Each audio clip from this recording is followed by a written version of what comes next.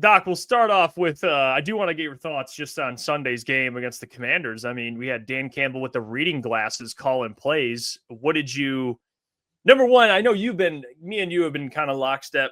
You've been talking a lot about, you asked actually the question to Dan Campbell about John Morton and, kind of questioning some of John Morton's play calling abilities. And now we're, a handful of weeks in, they're like second or third in the league in points, but play caller changes. Dan Campbell calls plays and they score on every single possession. What was kind of your big takeaway there watching Dan Campbell call plays? Second time he's done it in his tenure. The other time was when they got rid of Anthony Lynn. But what'd you make of Dan Campbell calling plays, Doc? Yeah, let me set the table, man. It was great. I set up, I didn't go to Washington. If I would have planned to go to Washington, I would have been bummed out because no Jaden Daniels. The Commanders' defense is atrocious. There was no buzz for this game. The buzz was about John Morton all week because the Commanders were terrible. They lost Jaden Daniels. All the buzz of that game was kind of like, okay, how bad are the Lions going to whoop the ass of the Commanders? And the game starts, you're starting to type, you get your storylines ready to percolate, and all of a sudden you start to see, the screen, and Dan Campbell's holding the play sheet, which didn't necessarily indicate he was going to call plays. But once he wore those glasses, everybody was like, wait a minute. And then watching on X is the best for me, is I can see the live reactions, and I'm in the mix too. Everybody's like, yes, Dan's calling plays. And I felt it. I don't know how you guys felt. And for that game, typically it doesn't happen to me. I'm in control of my emotions. I pretty much act professionally, even though there are people that sit next to me at Ford Field that cheer during the game. I do not. I'm professional. I'm pretty much stone-faced. A couple comments to colleagues, but sitting at home watching that, I turned into a fan. I had energy flowing through my body. I was like, yes, this is perfect. And I was excited. I basically assigned Christian to write it, and I listened to the radio. The traditional media was a little bit slow to kind of acknowledge it, but sitting at home watching it, I knew it was clear. The offense was great. I had this full energy. I was full on excited because of what it meant, and it all made logical sense. Who better to call this offense than Dan Campbell? Who better? And it's just the way it's got to go. And I tried to ask Dan this week, I think he should just do it from now until he retires from the league. He is an offensive genius. He's learned from Sean Payton. The offense looked great. They scored points. They involved everybody. And to me, we should have read between the tea leaves. I was just, in one of these rare instances, professional. I thought 8 games, they would give John Morton a little bit of time, let him call a game against a really bad team, see if he drops 50. But Dan's like, no.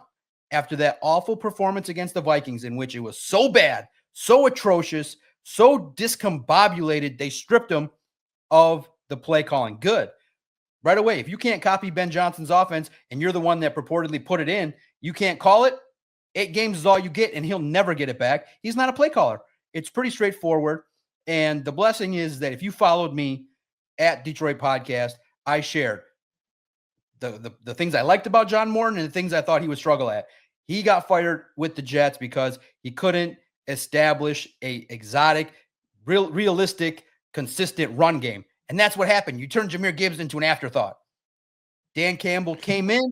That offense looked good. And throughout the game, guys, there was no lull in my energy. I was amped up because, 1, you curb stomped the team. And 2, I feel like Dan Campbell running the ship, calling the plays in game, gives this team the best chance to win against elite talent. And I'm excited for the rest of the year. Yeah, Doc, I know you kind of already touched on it there when it comes to Dan Campbell fully calling plays in the future. Let's say he doesn't want to do it in the future. Do you think there's a world where John Morton does kind of get another call up? He did kind of allude to the fact of to the Ben Johnson thing, where Ben Johnson had 7 or 8 games to kind of learn from him, and then they gave Ben Johnson kind of the reins that next year. Do you think there's something similar with that with John Morton? And if not, and if Dan's not going to be the full future, did you have any names in mind of people that you feel like could kind of take that over? Absolutely. I came prepared.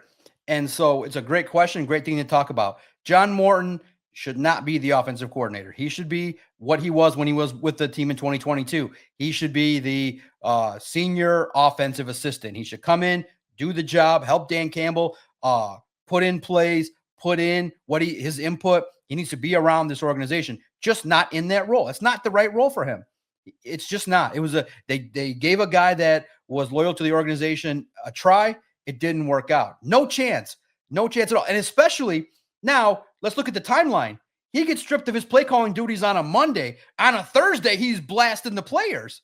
So that didn't go over well because the players were like, wait a minute.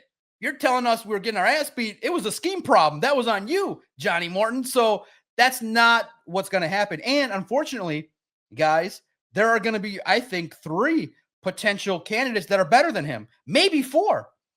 Mike LaFleur, or LaFleur from the Packers, is on the hot seat, even though, he's won 13 games. If they collapse and they still on offense don't play as well coming off a game in which you didn't do well, that guy's going to be available. I think Zach Taylor from the Bengals could be on his way out. Brian Daboll could be a name that has a relationship with Dan Campbell from their previous days. And also, too, a wild card, which I don't know exactly if he fits the vibe of Detroit, knowing his son, knowing his issues in the past and knowing where it's been. But Mike McDaniels, I think, is going to get fired from the Dolphins. So you got opportunities that are former NFL head coaches to come in here and take the job. I think Dan Campbell is going to have his choice of opportunities to upgrade. And so, in my opinion, I do think that Dan Campbell doesn't want to do it because he likes the ability to delegate and oversee and do the things he's got to do. But in the end, it's going to be a collaborative effort with anybody involved. I just think that, I tried to get him to say it, but I think Dan Campbell should be Andy Reid. Dan Campbell is at that level. He understands this team. And I think that with the relationship that Dan and Jared could develop over the years, I think it can be really special, especially when you're investing that much money in Jared Goff, the guy that knows this offense the best. If you go from the outside, it may take some time for that person to exactly know. But you cannot. Listen, man, the entire fan base would revolt if they saw that John Morton was calling plays. They just don't believe in him.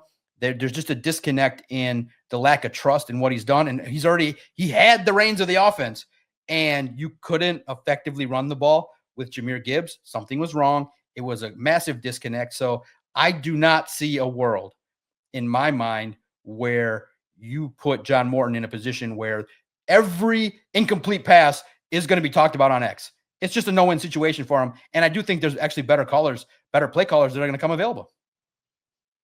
Yeah, Doc, I guess the question I have for you to kind of follow that up is, in that game, the offensive line played pretty well, and Yodi stepped in there at left guard. What did you kind of make of the offensive line play against the Commanders? And is that something that gives you a little more hope for the future? Now, with Miles Frazier, I know, working in the background, but what did you think of the overall, just the offensive line play in that game? Yeah, no, look, we have to keep things in context. This week, you'll get a real sense against that defensive front what the matchup was. Guys, the Commanders, when you watch the film, the most fight they had was Deron Payne swinging at Amon-Ra St. Brown. That team was looking at the highway. They didn't want to be there. They didn't want to compete.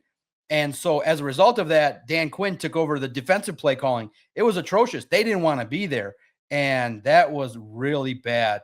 And look, hey, to the Lions' advantage, they kind of knew that the Commanders were kind of coming in a spot where they were a little bit down. When you lose your quarterback that way, where you're getting your tail kicked in and the quarterback shouldn't be in the game, that's disheartening. That's deflating. So the offensive line was pissed. They were ready to go back after a bad game against the Vikings, where, quite frankly, let's be honest, they got punked.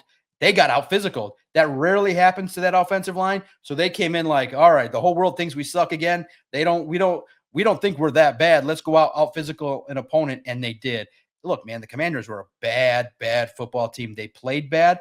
And most notably, the blessing is to see what was amped up is that the offensive line protected, very clean, and it opened things up to be able to run the football with Jahmyr Gibbs and David Montgomery. It made Jared Goff, and it's so true to say, when Jared Goff is clean and he's got a running game and everything operates, he's lethal. He is one of the top 3 quarterbacks in the whole league. But it's just tough to do because these defensive linemen are also getting paid, and across the league, everybody's investing top picks in the trenches. So it's a tough battle, but I think too that Jared Goff now will have built-in answers. when Jared was pressured with Morton calling plays, it looked like a mess.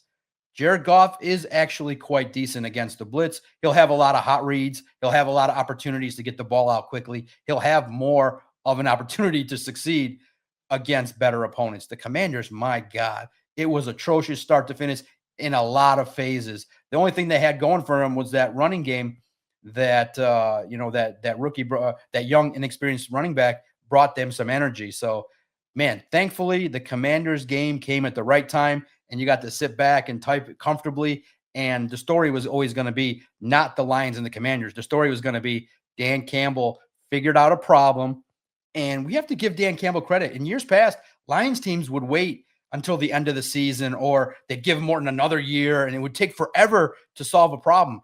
Dan Campbell's like, oh, we have a problem. This doesn't look right. This doesn't look like the vision. He had 8 games. He couldn't achieve the vision of what I wanted. Boom, change made. And I loved it. It gave me energy. It gave the team energy. And I quite frankly think it gave Dan Campbell energy. Like, man, I can do this. Like, he can call plays at a high level in the National Football League. I've interrupted the video to tell you about our friends over at Sleeper in the new promotion they have going on. A brand new promotion is now live on Sleeper that could be paired with the 100% deposit match promotion that's already been going on. It's a free $20, no deposit required, plus first-time users will also receive 100% deposit match up to $100. Use the code CT Sports. You guys should already be using Sleeper. It's one of the fastest organically growing fantasy platforms in the entire world with millions and millions of active users. They are crushing it. And if your state allows it, you should be using Sleeper Picks. It's a real money product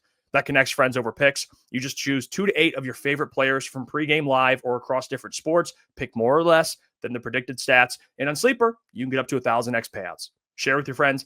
Get rewarded together. Don't forget, code CT Sports. Get a $100 deposit up to $100, and you got your free $20 entry. Sleeper is taking care of their customers. Always remember, gamble responsibly. Now let's get back to the video. Yeah, Doc, something else I want to ask you about here kind of heading into these next few weeks is obviously the news of the last couple of weeks about all these especially defensive players coming off the IR with DJ Reed, Marcus Davenport, Josh Pascal, Ahmed Hassanin. There's a handful of defensive players that are now coming. And as well as Justin Rogers mentioned on the Lions Collective, it feels like it's more so of a trade deadline acquisition with all these guys returning to the defense. What's your confidence level with these guys? And as well as, too, I guess if you want to go like player by player on your thoughts of when they're going to return, like DJ Reed, Davenport, Hassanin, and as well as Malcolm Rodriguez, if you have kind of some sort of thought process on when they get their first snaps here back with the Lions. Yeah, no doubt about it.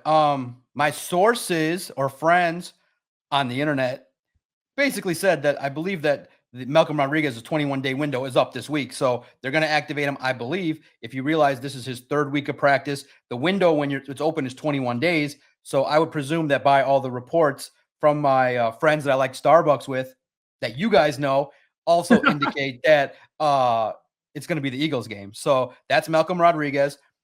Davenport, I would think, gets the full 2 or 3 weeks. So he's the guy that Dan Campbell's been talking about for December. The guy I think that potentially, based on how things go, I think it's going to be potentially maybe Thanksgiving for DJ Reed. Think about it. You know, you get a couple opportunities here to get after it. You start his clock. You don't really need him against the Giants, right? You're not going to put him in against the Eagles right away. That would be a little bit wild. Get him acclimated.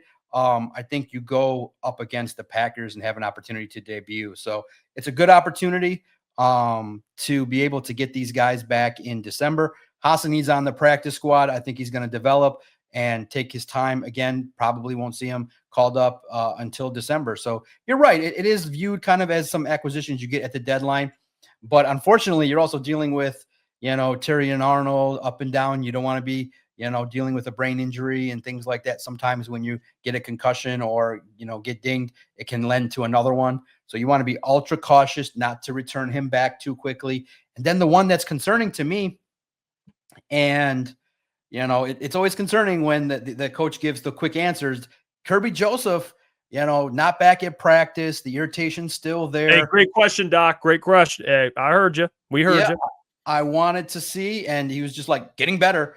I mean, okay, we'll see when that takes place. it's been interesting to see like that irritation not exactly respond to rehab the way in which the team wanted. So it's something to monitor tomorrow. If he's not at practice, that pretty much puts him in question for the Eagles game. So I'm very curious to see when he gets back, because you need a player of Kirby Joseph's caliber as soon as possible. But by and large, the team has done well with the next man up mentality. So it's a good opportunity to get some of these defenders back. And I think that with the defensive line, any help that you can get, is going to be very, very much warranted when it comes down to the postseason and when you need everybody to step up. Doc, we were talking about it earlier. A player that I want to get your thoughts on overall is a player they took 28th overall, Tyreek Williams. Seems like he's been kind of getting squeezed out of the rotation a little bit. Roy Lopez is playing some good football. Lee McNeil's back, and obviously DJ Reader. But is this a matter of he's just in a stacked defensive line room and you're not as concerned? Or you think there's something to it that Roy Lopez, and I got a lot of respect for Roy Lopez, but Roy Lopez beating out your first-round pick is probably maybe a little disappointing. I'm not saying the guy's a bust or anything, but at least year one, maybe you expected Tyreek to be a better player right away, came from Ohio State. Is that a fair assessment of Tyreek in year one, or should we be more patient? Yeah, no, it's quite simple to observe in all fronts. He's a young player, first and foremost, that this defensive line is very, the coaching staff is very demanding. And when you draft players now, where the lines are at, and so when I'm of the opinion that, and I ruffled some feathers with a take that I had late in a show when I'm delirious and saying things, and I intro it by saying what I'm saying is dumb, but hear the premise. When you draft late 20s in every round, the quality of player is less and less and less. You're taking a player 24th, 26th, 30th. As you get better, the difficulty hitting is going to be much more difficult. So I'm ready to trade those picks for an offensive weapon, a defensive weapon. I don't care. Now you're at the point where those picks maybe not are. And also, too, guys, remember, Brad Holmes said some of these draft picks are not going to make the team anymore. It gets harder and harder and harder to make the team. So take those picks and get guys that are competitive. Get guys that can win now. So this is the time to do it. So that's the reason why I don't covet you guys.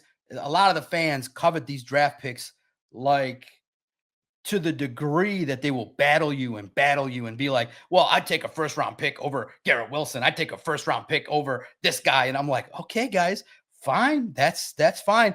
I just think a little differently. I F them picks right now. And I can't wait till one day they do it. But with Tyreek Williams, it's quite simple. With Dan Campbell is a straight shooter.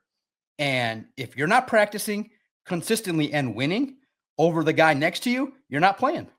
And on film, it shows that there are moments where great against the run, fills the gap, sound responsibly. Other plays, not so much. Rookie mistakes, where you're in the wrong spot, you're missing the call, you're not doing exactly what you need to do. Rookie mistakes. When you have a guy like Roy Lopez who's seasoned and can do a bunch of different things, first and foremost, DJ Reader and Ali McNeil are stout against the run, very consistent, and they're ballers. And now you get Roy Lopez coming in, and he's like also able to be stout and can get in the gaps, can win some one-on-one battles. And the most important thing for Dan, it's not where you get drafted.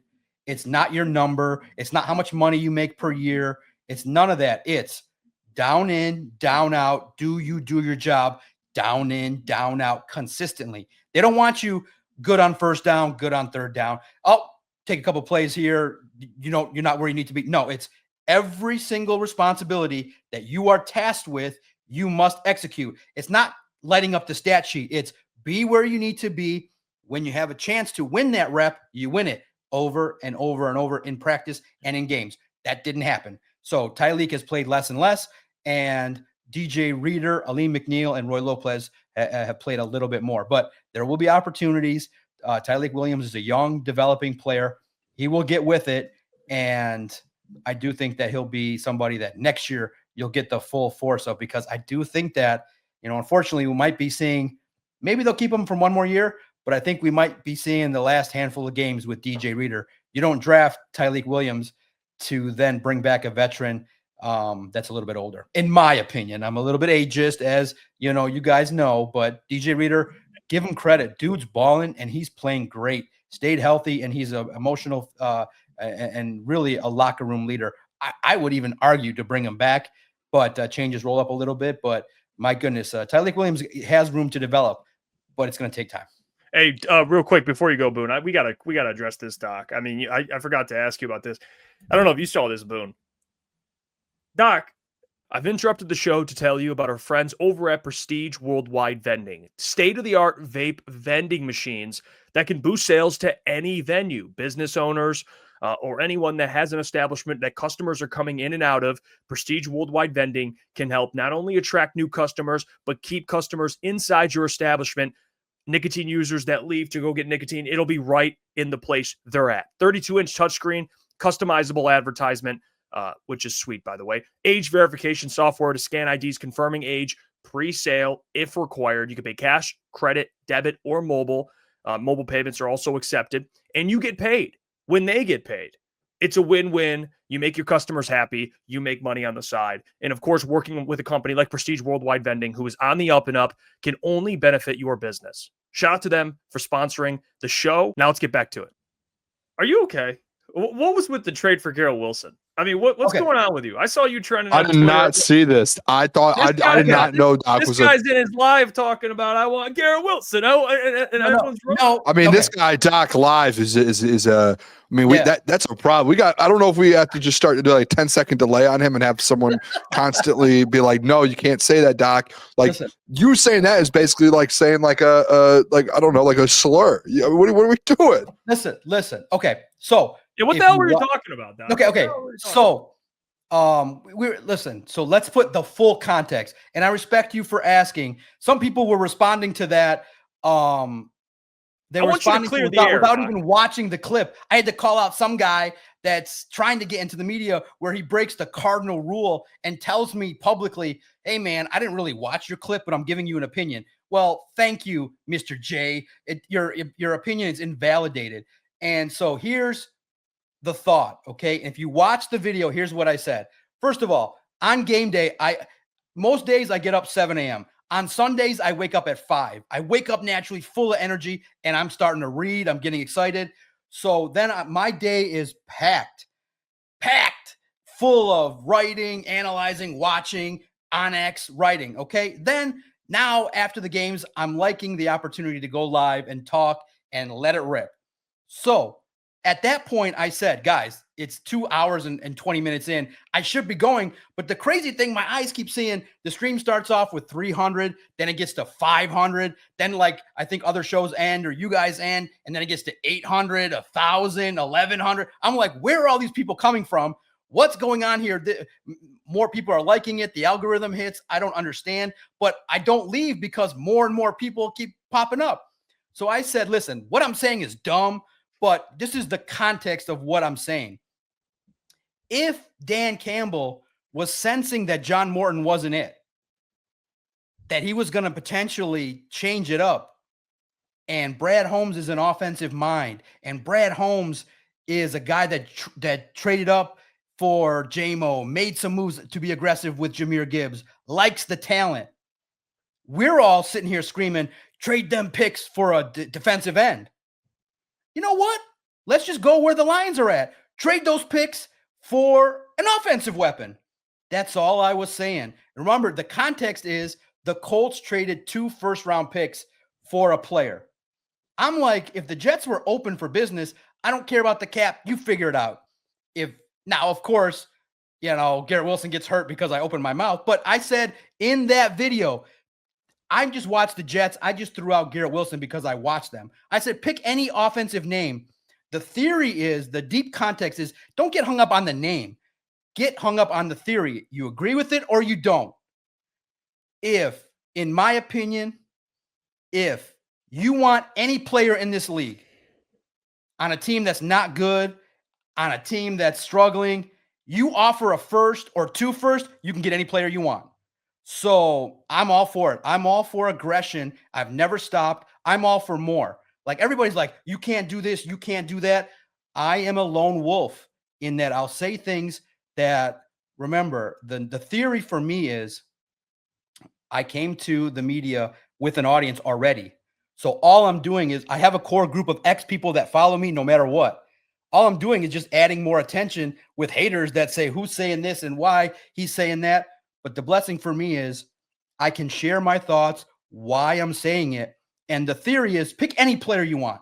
Pick any player that you feel would have had offensive impact. Could have been a lineman, could have been a wide receiver. I'm more into, hey, the entertainment value, diva wide receivers. Personally, I like wide receivers, the way they get down. I would have traded 2 firsts for a wide receiver. I'm okay with it. I would not have complained. I would have been like, okay, or a first for a wide receiver. I'm all about sheer aggression. That's what I think. Other people did not like that comment. That's fine. Other people want to question my sanity. But remember, I said it. That was, by that point, that was 15 hours into my workday. And I said, guys, I probably should hop off of this before I say more dumb things. But I'm going to say always, forever and a day, whether I'm in this position or in a higher position, lower in a position, fortune favors the bold. Be aggressive. I believe you, as a GM, you use all the tools: free agency, trades, draft, cap, every tool you have to finagle to try to win. And that's my opinion. And I respect those that say, Doc, I love those draft picks, but guys, it's getting harder to hit. And the facts indicate that those draft picks being in the 30s are your first round pick, guys, is not playing. He's playing 12 snaps a game. Would you rather have that or somebody else? And it's a fair discussion. Most people, like I said, are simple-minded. They listen to some fan that sits in the nosebleeds that just tweets all day. Come on, think a little deeper, think a little like me. And remember, really in the end, Brad Holmes activated me. He sat there and said, he sits there and he goes and he puts it together, a group of people. And yeah, they're all going to tell him an opinion, but he's like, man, that lone wolf that has the willingness to think outside the box, I'm going to listen to him.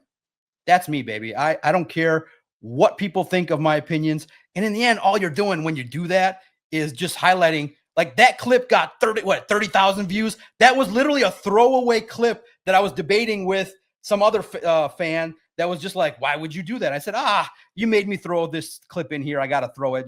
It's a throwaway clip. It was nonsense. But if you know Doc, you will always know where I stand. Trade those picks. Les Snead traded those picks for a Super Bowl. F them picks is my philosophy. Pick anybody you want. It's not my job to nail the name. I just said Garrett Wilson because I'm watching the Jets and I like him. So cap be damned. I don't care. Figure out the cap. I don't care. I am a visionary. I'm a guy that doesn't put limits. If I was that way, I would have never started a podcast and said to myself, I'm going to work in the NFL as an average Joe. Literally, pick a name. I'm literally Scott E in your chat. That's me. I am Scott E in your chat. And I said, I want to be in the NFL asking questions. Point blank, period. If someone heard that, they'd be like, you're an idiot. Go to journalism school. Go do this. Go do this. I don't care. I am willing to say whatever I need to say to share my point of view. And my point of view at the core level is F them picks. Hey, Doc, that's such an interest. Hey, you're different, man, in a really good way, man. That's why you're doing what you're doing right now. But you can't criticize me when I intro the video going, guys, I'm 15 hours into the day. This is going to sound dumb, but I'm just going to say it anyway. But it is dumb. It sounds dumb. It is dumb. It might be. I say a lot of dumb things too, Doc. We all do in this business. We talk about the same things over and over every day. Eventually, we're going to say something really dumb.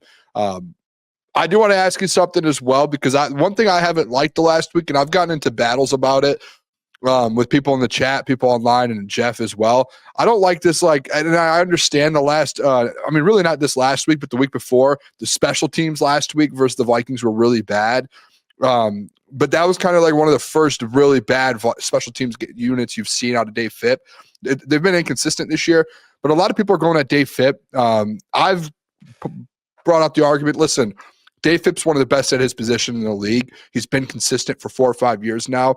That's probably the last of your worries. Can I get your thoughts on this whole Dave Phipp special teams thing? Am I on the wrong side of history here, trying to stand up for Dave Phipp and be like, listen, they're going to get Rodrigo back in special teams. Things are going to start getting better. He is one of the best in the league. There's no reason to even put the same word of Dave Fipp and fire in the same sentence, in my opinion. What are your thoughts on this? Yeah, no, it's got to be better. It's clear. But now look, here's the challenge, okay?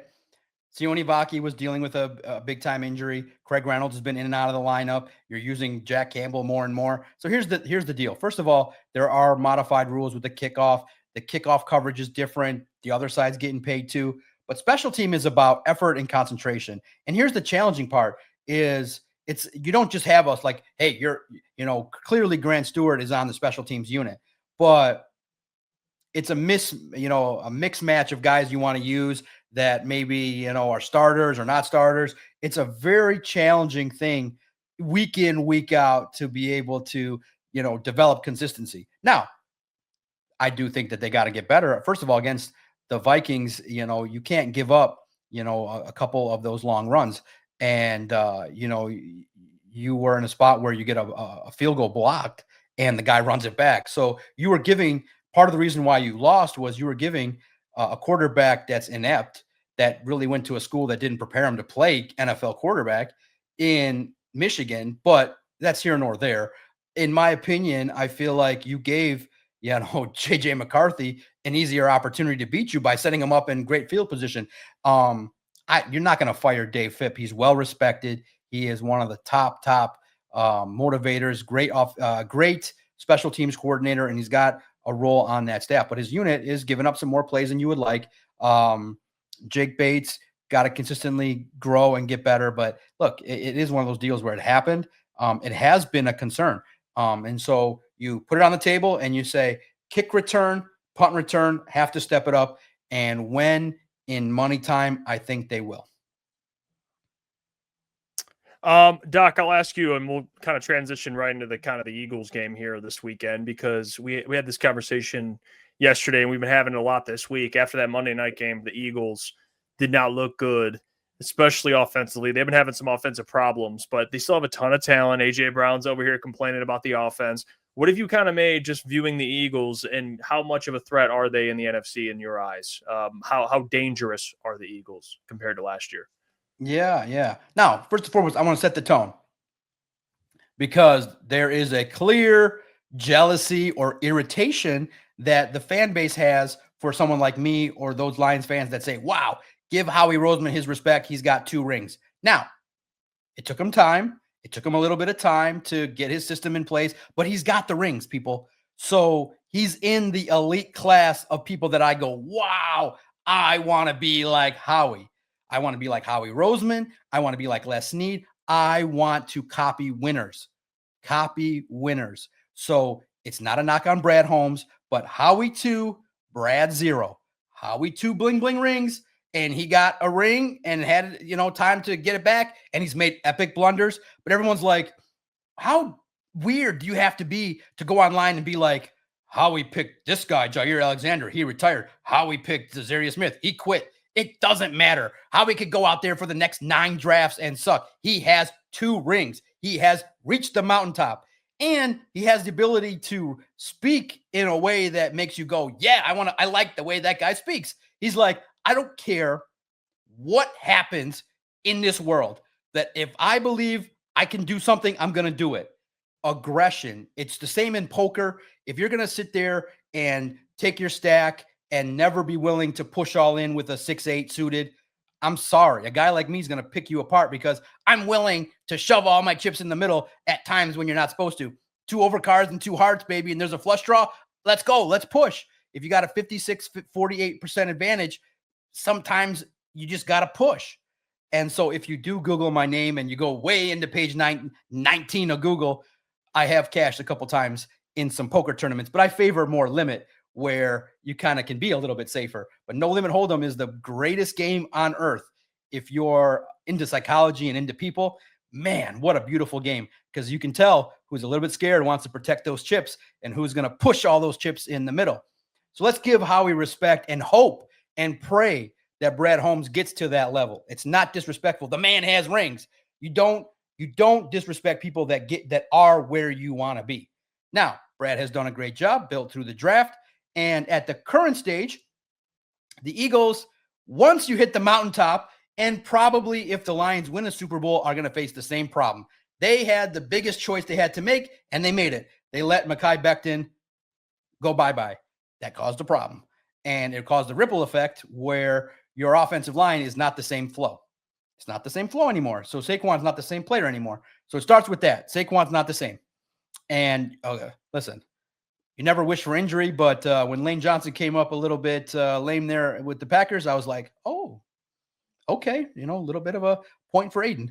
And I was like, all right, let's see what happens. So at this point in time, it's an Eagles team that now Howie has to add more talent because some of the players that he had to let go, the replacements maybe not as good. But still, they got good talent, and they got a nice set of defensive linemen.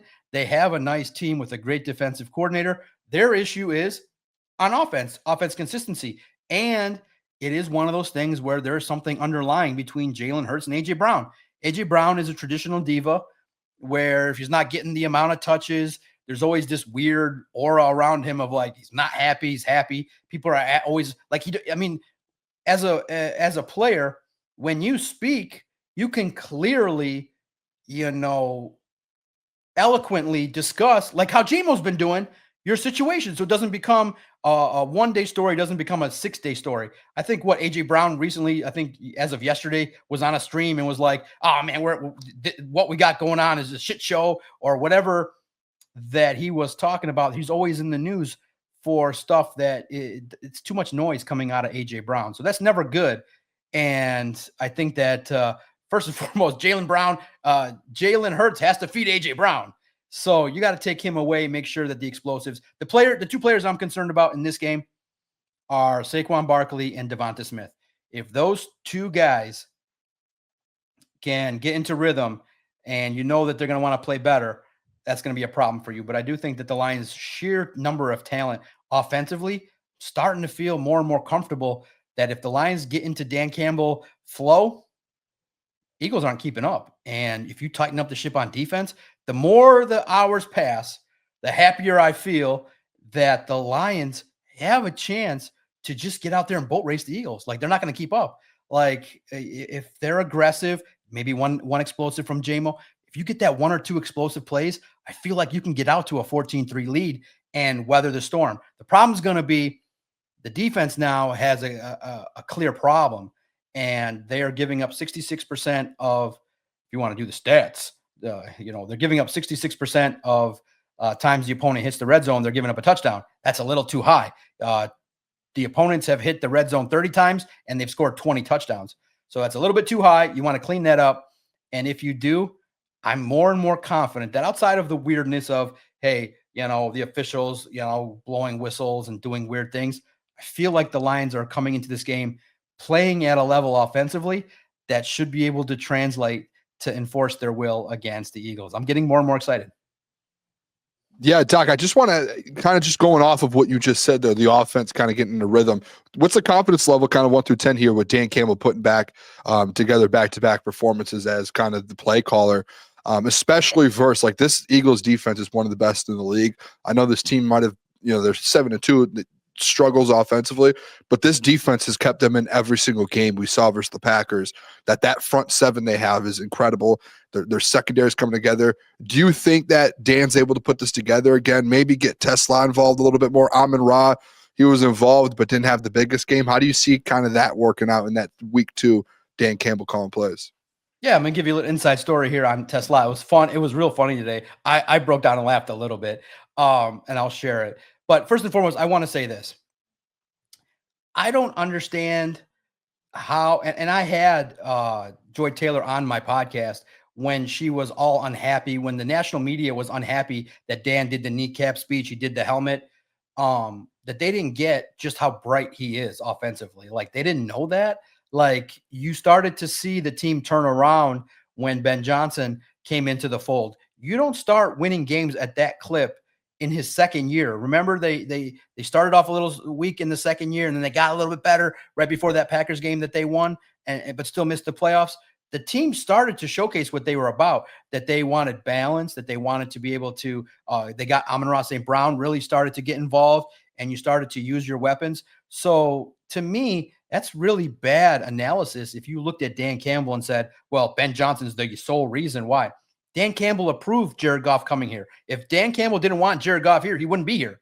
So I think that's real dumb. And I think, too, it's because people don't respect maybe mentor training and they don't get it. Like, do you know who Sean Payton is? I know most people look at the headline and go, wow, he's the guy that oversaw the, defensive, bounty gate stuff and all that. But do you realize he also trained under Bill Parcells, was with the Cowboys and did some things, and was Sean Payton was considered an offensive mastermind, not just some guy, a mastermind. And he worked his way up. You don't just get to recycle yourself as an NFL coach if you suck. So Dan did the work. Like, if you just did any sort of research and watched, you would be like, that guy's not Jabron. Now, Dan maybe wanted to portray that, and I get it. But, dude, you not understand? Bill Parcells is one of the greatest coaches of all time. And he trained Sean Payton, and Sean Payton trained Dan Campbell, and Dan Campbell worked with Drew Brees. So, to me, I always respect that. I love the mentor-mentee relationship. That's the most beautiful kind of relationship you can have, is I have skills and I want to pass it on to people that want to do the same thing. I love doing that. And I think most people that talk to me would get that sense that I love to pass on the same kind of knowledge to help anybody, where I can keep all the secrets to myself. And so those that truly know me, not the guy that you just see screaming his head off, you know what I'm about. But for Dan Campbell, my goodness, it's amazing. It's an amazing opportunity for him to do the things that he needs to do. And for him calling plays, I wish he just would declare it. Like, and to me, this is the part that I don't like in media, is where Dan's trying to protect John Moore and he's trying to do the PC thing. Listen, we all know it. There's no hiding it. We all know John Moore is not a great play caller. We all know what his deficiencies are. We all know that Dan is better in all facets. Listen, right now, in terms of play callers, not just overall head coaches, play callers, it's Dan Campbell, Sean McVay, Andy Reid. Those are the creme de la creme. Dan's in that mix. I will declare it. I'll own it. Even though I challenged him and said, hey, can you copy greatness? And maybe didn't ask it the best way, but that was really a compliment in some way. Like, we saw greatness. Can you copy it? And John Morton can't, but one guy can. That's Dan Campbell. And so, trust me, if you read up on, listen, Dan Campbell's a student of the game. Listen, I don't just come into this. I may portray myself as some loudmouth hot take guy, but I did my research. I read the Jimmy Johnson book. I read the Bill Parcells book. I know all the ins and outs of the coaches that influenced Dan Campbell.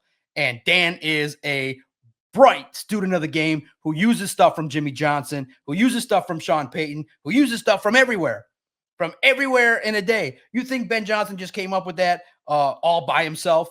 Dan's in those meetings right there, learning from Ben Johnson, learning from Dan Campbell. That's how you grow, is you sit with the same smart people and you say, hey, what do you think about this? What do you think about that? So Ben Johnson made Dan Campbell better, and Dan Campbell made Ben Johnson better. Dan Campbell, guys, is an elite offensive mind. And first of all, you may not be in depth as me, but Danny Rogers does a lot of weekly interviews with him and he goes over film. Don't you guys listen? I know you got to distract yourself and be like, listen to Dan over the reporter. But Dan, when he breaks down film, is just talks the game. I see this. I can see this guy doing this. And that's not something that he's doing 9 different takes on. He just goes there, talks ball, and leaves. So, you got to give Dan Campbell the credit. And you saw it cold against the Commanders. Now, he was smart to go up against an ass defense, but cold-blooded. That's why I think Dan Campbell should own the job and just say, you know what? I'm Andy Reid. I'm doing this job for forever, and call the plays. Hey, what's going on there? It's Jeff Iafrate. Appreciate you for finishing the video. You can check out one of the videos here suggested, or show support by commenting, liking, and subscribing. And buy your merchandise, FisherCTSports.com.